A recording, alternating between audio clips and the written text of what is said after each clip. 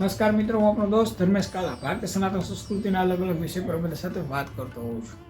22/1/2024 પોષ સુદ ને 12 વાર સોમવાર અભિજીત મુહૂર્તની અંદર ભગવાન શ્રી રામની પ્રાણ પ્રતિષ્ઠા મહોત્સવ પૂર્ણ કરવામાં આવ્યો.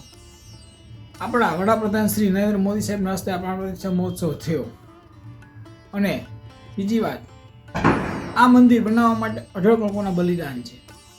18 વકીલોએ, જજની બધાની મહેનત છે. 18 લોકોએ આમાં પોતાના પ્રાણ દીધેલા છે. ત્યારે આ મંદિર બન્યું છે. ઘણા વર્ષોથી આ મંદિર પાછળ કેસ ચાલતો હતો ને પછી ચુકાદો આવ્યો અને આપણા યશસ્વી વડાપ્રધાન શ્રી નરેન્દ્ર મોદી સાહેબના હસ્તે આ મંદિર પ્રાણ પ્રતિષ્ઠા મહોત્સવ ઉજવાણ. સનાતન ધર્મને માનનારા, સનાતન સંસ્કૃતિને માનનારા વ્યક્તિઓ આજે આ પ્રાણ પ્રતિષ્ઠા મહોત્સવની અંદર ગયા હશે અથવા પોતાના ઘરે ભગવાન શ્રી રામની પૂજા અર્ચના કરી હશે. આ મંદિર બનાવવા માટે 18 લોકોના બલિદાન ગયા છે, બલિદાન આપેલા છે. ત્યારે આ મંદિર બન્યું છે. એમનું કોઈ મંદિર નથી બની ગયું. એમના જીવને જ સદગતિ થઈ હશે. એનો જીવ જ્યાં હશે ત્યાં આનંદ હશે. એને માનતો હશે કે નહીં, મારું બલિદાન વ્યર્થ નથી ગયું. ત્યારે આ મંદિર બન્યું છે.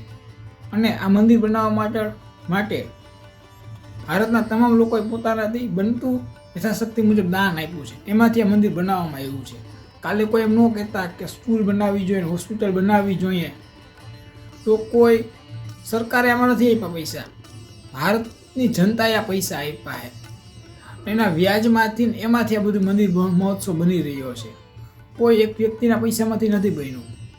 એટલે કોઈ એવી વાત ન કરતા સનાતન સંસ્કૃતિ માટે. તમારે પૈસા બચાવવા હોય તો બીજી ઘણી રીતે બચાવો ને ભાઈ, કાંઈ વાંધો નથી.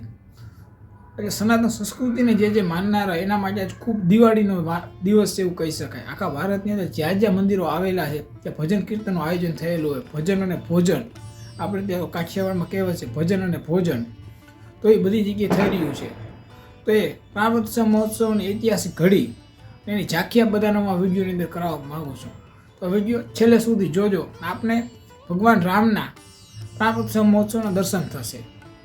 આવી ભારતીય સનાતન સંસ્કૃતિની વાતો સાંભળવા માટે ધર્મેશ કાલા સંસ્કૃતિની વાતો યુટ્યુબ ચેનલને લાઇક કરો, શેર કરો, સબસ્ક્રાઈબ કરો. જોડાયેલા રહો. બોલો ભગવાન શ્રી રામચંદ્ર ભગવાન કી જય. બોલો સનાતન ધર્મની જય.